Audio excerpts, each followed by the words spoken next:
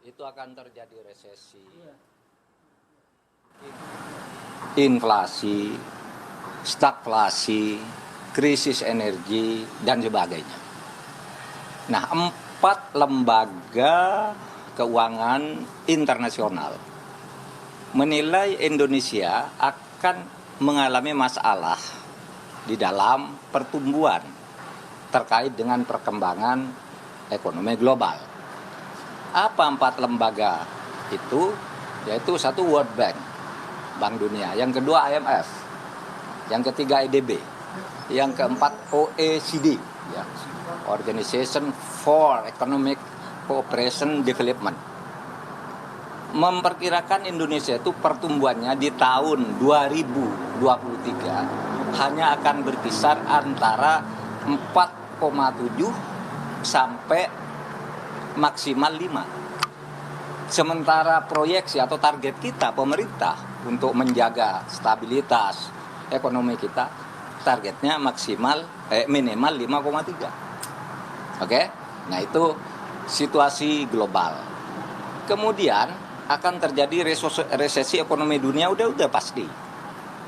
Lalu geopolitiknya, perang Ukraina dan Rusia ini akan menyebabkan juga terjadinya krisis energi, lonjakan harga-harga, inflasi juga akan dipengaruhi lagi oleh situasi geopolitik, sehingga pemerintah harus melakukan antisipasi berdasar hitungan-hitungan lembaga ekonomi dunia itu.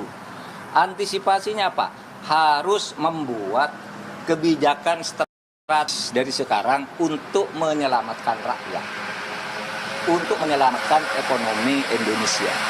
Nah, kebijakan strategis itu tidak bisa dikeluarkan sebelum Undang-Undang Ciptaker itu diundangkan. Karena Undang-Undang Ciptaker yang ada oleh DPR, oleh MK, ya, harus diperbaiki dalam waktu 2 tahun dengan cara memasukkan dulu sistem Omnibus Law di dalam tata hukum kita. Nah, sistem Omnibus Law itu sudah menjadi undang-undang nomor 13 tahun 2022. Sudah diuji ke MK oleh masyarakat, sah. Nah, sekarang tinggal Undang-Undang Ciptakernya. Nah, kalau membuat Undang-Undang Ciptaker itu harus diproses melalui undang-undang, padahal pemerintah tidak boleh mengambil langkah strategis untuk menghadapi ekonomi global yang sangat mengancam itu, maka cara lain harus ditempuh, yaitu Undang-Undang Ciptaker itu harus disahkan dulu dengan perangkat peraturan perundang-undangan yang setingkat dengan undang. Maka dikeluarkanlah Perpu. Perpu itu alasan mendesainnya yaitu tadi ekonomi global, itu ada Bank Dunia, IMF, yang semuanya, EDB, yang semuanya meramalkan Indonesia akan mengalami persoalan ekonomi dan dunia pada umumnya akan mengalami krisis ekonomi, resesi dunia, krisis energi, kemudian geopolitik yang goncang dan sebagainya, sehingga perlu langkah strategis. Maka Perpu itu sudah disesuaikan dengan perintah MK bahwa Undang-Undang Ciptaker itu harus disesuaikan dengan sistem Omnibus Law yang sudah disahkan. Sudah sah. Sekarang kalau sudut prosedur sudah selesai, sah. Bahwa ada yang mengatakan wah itu tidak semacam-macam gitu, itu bukan prosedur, bicara materi. Nah, kalau bicara materi nanti di DPR. Kalau prosedur tidak ada seorang pun ahli hukum tata negara yang tidak sah. Tapi mungkin dianggap wah ini curang, ya silakan nanti dibahas. Tapi pemerintah sekarang sudah mulai mengeluarkan kebijakan strategis, ya. Nah, saudara sekalian, ya saudara boleh berpegang pada ahli hukum tata negara gitu. Ahli hukum tata negara, Pak, itu katanya tidak benar. Lihat, ahli hukum tata negara yang mana? Siapa coba? Menurut Anda siapa? Pak Jimli. Iya, Pak Jimli. Tapi Pak Yusril juga ahli hukum tata negara. Iya kan? Satya Arinanto ahli hukum tata negara, Irman Putra Siden ahli hukum tata negara, semuanya bicara tegas. Kalau dari sudut prosedur dan alasan itu sudah sah, tinggal kita ini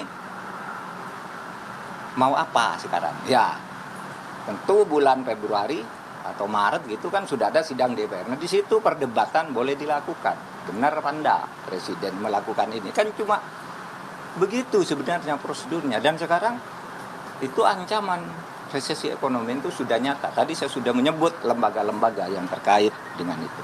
Saya kira cukup ya kalau soal Omnibus Law.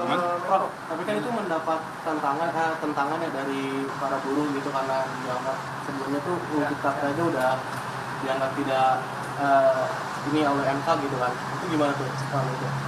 Tantangan tuh pasti selalu ada. Itu yang saya katakan. Kalau Anda bicara sah gitu ya, dan ini sah. Kalau bicara nanti pasti ditantang oleh buruh, itu sudah pasti. Nunggu undang-undang pun sudah pasti. Sekarang itu undang-undang belum ada aja sudah di judicial review, sudah sering begitu. Tidak apa-apa, itu kemajuan dari tata hukum kita. Ya, nanti dibahas lagi, kan begitu. Siapa yang berhak membahas? Kalau pertentangan, ya buruh ada yang nentang, ada yang tidak. Ahli hukum tata negara ada yang setuju, ada yang tidak. Itu silahkan aja. Ini kita berdemokrasi. Yang penting kita adu argumen, bukan masuk ke soal-soal pribadi yang tidak ada hubungannya. Ya, adu argumen saja, mari. Nah kalau Anda menang di dalam adu argumen itu, nanti kan bisa menjadi hukum. Ada prosedur-prosedur. Tidak ada seorang pun yang berhak melarang pemerintah suruh menunggu seseorang yang tidak setuju. Gitu. Kalau itu memang diperlukan, itu perlunya ada pemerintah.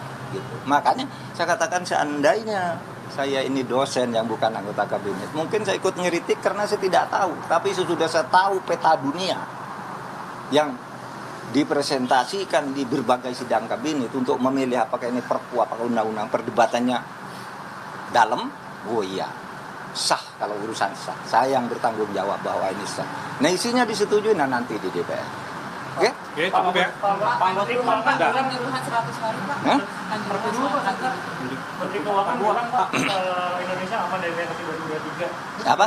Menteri Keuangan bilang aman dari resesi 2023. Itu minimal kegentingan untuk dari perpu ini. Ya. Bagaimana Pak, atau ada alasan lain?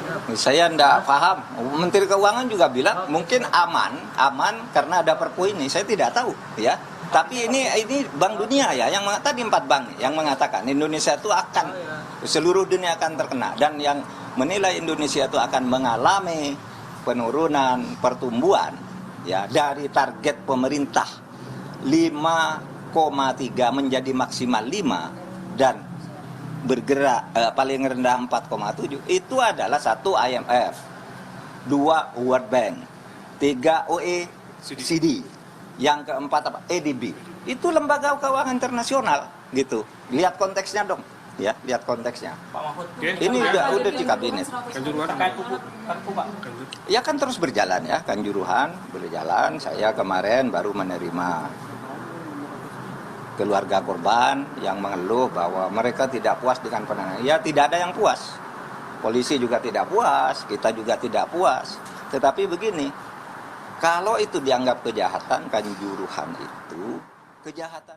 Ya, baru saja pernyataan langsung dari doorstop yang dilakukan wartawan di kantor Kemenko Polhukam. Tadi Menko Polhukam Mahfud MD menyatakan langsung terkait dengan, dalam tanda kutip, klarifikasinya terkait dengan Perpu Cipta Kerja yang kita tahu sudah diteken atau ditandatangani langsung oleh Presiden Joko Widodo pada 30 Desember 2022 lalu, yang kemudian menuai banyak sekali komentar, tadi juga disebutkan oleh Mahfud MD, pro kontra di sana. Tapi ia mendasari argumen pemerintah dengan konteks kondisi global, dan pro kontra ini bukanlah terkait dengan prosedur, namun materi yang kemudian nanti bisa didebatkan di DPR RI.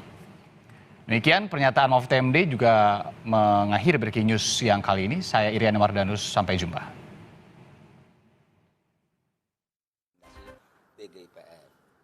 Dulu ada yang dilarang otopsi oleh polisi, kita kirim orang ke sana, otopsi, diotopsi. Semuanya jalan kok. Stadion akan direnovasi sampai sebanyak 16, juga udah mulai jalan sekarang. Semuanya mulai dulu dari Kanjuruhan. dan sebagainya. Apalagi jalan 100 hari, tetapi bahwa banyak yang tidak puas, ya banyak, bukan hanya korban gitu. Itu Soal materi tuntutan gimana? Hah? Materi tuntutannya kan mereka minta jangan 358 tapi maunya 340. wah, ya itu biar polisi dong. Saya setuju mau minta ditambah berapa? 340. Ya tinggal tuh minta satu lagi ke saya, minta 341 kalau saya setuju. Tapi kan bukan saya, bukan yang minta yang menentukan pasal itu adalah unsur-unsur di pemeriksaan. Dulu ada orang, ini ditunjuk pasal 362 Pak, kok cuma 362, kurangi dong. Ya kurangi, gitu aja. Ini soal hukum, ini soal unsur ya, bukan soal tawar-menawar pasal gitu. Kalau mau ya, kalau saya ya hukum mati aja tuh. 135 orang kan, tetapi kan tidak ada pasal untuk menyatakan itu. Sama ada yang berteriak, itu pelanggaran HAM berat, bukan. Pelanggaran HAM berat itu hanya boleh diputuskan oleh Komnas HAM. Dan Komnas HAM sudah mengatakan bukan pelanggaran berat. Masa saya membuat keputusan bahwa itu pelanggaran HAM berat? Tidak berlaku secara hukum. Presiden bilang itu pelanggaran HAM berat. Tidak berlaku secara hukum. Kalau Komnas HAM bilang tidak. Wah itu salah. Ya bilang ke Komnas HAM. Wong kita menyelidiki, dia menyelidiki. Kan gitu. Dan yang berwenang menentukan itu adalah Komnas HAM. Kan gitu. Ada rencana manggil Komnas HAM, Pak? Enggak. Saya enggak manggil Komnas HAM. Komnas HAM itu bukan bawahan pemerintah ya. Dia lembaga yang independen dibuat oleh undang-undang. Dan ketika dia menyatakan sesuatu tidak boleh didikte pemerintah dan pemerintah tidak akan mendikte. Nah kan soalnya yang sebelumnya pas kasus baru terjadi kan Menko manggil beberapa lembaga tuh termasuk Komnas HAM. Apakah nantinya bakal manggil lagi gitu? Enggak. Mereka minta ketemu untuk menyampaikan laporan. Oh. Gitu. Kalau saya enggak pernah manggil loh. Nggak boleh pemerintah kok manggil Komnas HAM. Cipta Kerja itu kan diterbitkan untuk menghadapi resesi ekonomi dan sebagainya. Ini sebenarnya tujuan konkretnya seperti apa sih? Apa buat salah satunya buat investor masuk atau gimana? Menyelamatkan ekonomi masyarakat. Itu yang pokok. Nah, caranya ya investasi masuk yang dari luar negeri, yang dari dalam negeri dipercepat pertumbuhan ekonomi, kemudian proses perizinan di kehutanan, pertanian, apa semua sekarang dibuat dulu strateginya, langkah strategisnya tahun 2023. Ya itu kan sudah jelas kata Presiden. Menyelamatkan. Pertemuan 8 partai siang ini Pak. Ya silakan aja. Kalau pemerintah sikapnya gimana Pak? Pemerintah tidak boleh bersikap. Terkait proporsional tertutup. Tidak boleh bersikap. Kenapa? Karena partai itu yang menentukan pilihannya sendiri, kemudian MK nanti yang memutuskan. Partai pendukung pemerintah PDIP nggak ikut loh Pak. Ya terserah. Kan pemerintah kan tidak boleh melarang atau menyuruh. Gitu. Pak terkait ada perdebatan cukup ya. Bapak di media sosial Pak dengan Pak Rizal Ramli itu gimana tuh Pak? Kenapa? Ada perdebatan dengan Pak Rizal Pak. Rizal Ramli. Itu, Pak. Klarifikasi Pak. Apa itu? Yang perdebatan dengan Pak Rizal. Oh, Pak Rizal Ramli. Oh iya dong. Saya tuh kan penggiat medsos sejak dulu ya. Sampai follower saya tuh 4.150.000 lebih lah. Karena apa? Karena saya suka nanggapi orang. Itu juga saya mungkin satu-satunya menteri yang berinteraksi sendiri dengan tangan saya sendiri dengan medsos. Nah, ketika Rizal bilang Mahfud MD itu intelektualnya merosot dan menjadi penjilat, itu kan udah ada hubungannya dengan yang kita diskusikan. Saya bilang kamu yang bodoh dan ngawur, kan gitu, kan setara itu. Lalu dia bilang Mahfud MD itu menghina pendiri negara karena mengatakan para orang yang masuk ke kekuasaan itu menjadi iblis. Dia yang goblok. Kapan saya bilang begitu? Di mana sumbernya? Berarti goblok. Berarti dia, saya bilang, Anda mencerita orang dengan cara itu. Selama ini Sri Mulyani diam, Presiden diam. Saya enggak. Saya bilang begitu. Saya enggak. Anda bilang saya lawan. Dan ini tidak ada hubungannya dengan argumen. Karena argumen sudah. Argumen kan sudah saya katakan, yang saya katakan tadi itu kan argumen. Kalau mau argumen itu dong, intelektual. Tapi lalu bilang, intelektualnya merosot. Itu sudah personal. Kan gitu. Apa? Mau tanya apa lagi? Kalau debat terbuka sama Rizal Ramli mana Pak? Wah, untuk apa? Rizal udah inilah. Kan sudah terbuka. Cuma ditulis. Iya kan? Kan sudah Anda sering lihat Rizal berdebat tak sengansal dengan TV. Sesudah dia ngomong, dia pulang duluan. Kan selalu gitu. Masa mau berdebat lagi? Itu Anda lihat di televisi tuh. Yang peringatan 30 September. Wah. Terus dia pamit. Hanya WA ke saya. Mas, saya duluan ya, Mas. Pakai WA. Dia sudah maki-maki orang banyak. Masa saya suruh berdebat sama dia? Tapi kalau minum kopi dengan dia masih sering. Dan besok saya mau minum kopi lagi. Gitu aja. Cukup ya, teman-teman. Makasih Pak. Mas, makasih. Siap. Di Jawa.